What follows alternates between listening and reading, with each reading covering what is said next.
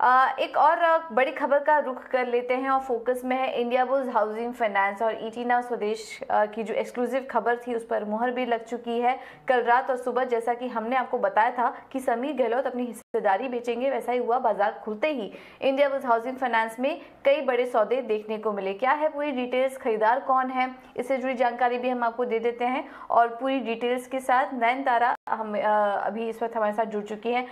नयनतारा, बताइए क्या डिटेल्स हैं, ये जो ब्लॉक डील्स हुई हैं उसकी डिटेल्स क्या है, खरीदारी कौन थे इंडियाबुल्स हाउसिंग फाइनेंस में, इसके बारे में डिटेल्स बताइए।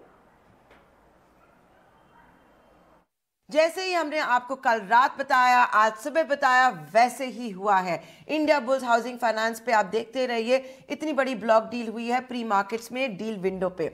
ये ईटी नाउ स्वदेश ने आपको एक्सक्लूसिवली बताया था कि समीर गहलोत जो फाउंडर है वो 5.5 करोड़ शेयर, मतलब 11.9% स्टेक जो कंपनी में है उसको बेच रहे हैं।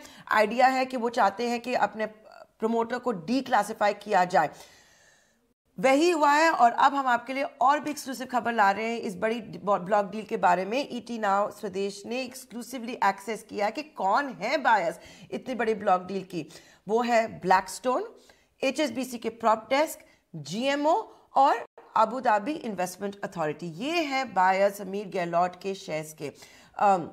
अगर आप समीर गहलोत की बात भी करें, ये स्टोरी एक्चुअली 2019 तक जाती है, जब उन्होंने और इंडियाबुल्स ग्रुप ने कोशिश की थी लक्ष्मी विलास बैंक को खरीदने की।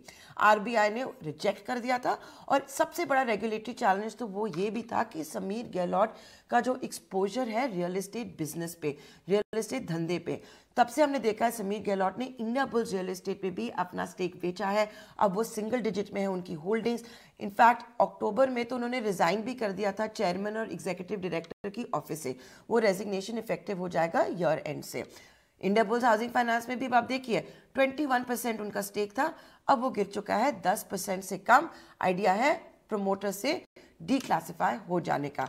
यह है ईटी नाउ स्वदेश की एक्सक्लूसिव खबर। हम सबसे पहले आपको बता रहे हैं कि ब्लॉक डील होने वाली थी, वो हमने कल रात बताया। अब हम आपको बता रहे हैं कि शेयर्स किसने खरीदे हैं।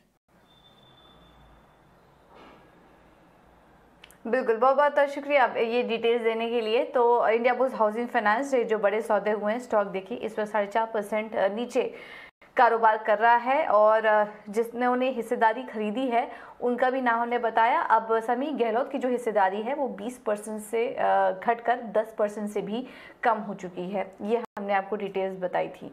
स्वाति, आपका क्या व्यू बन रहा है इंडियाबुल्स हाउसिंग फाइनेंस में इस ब्लॉक डील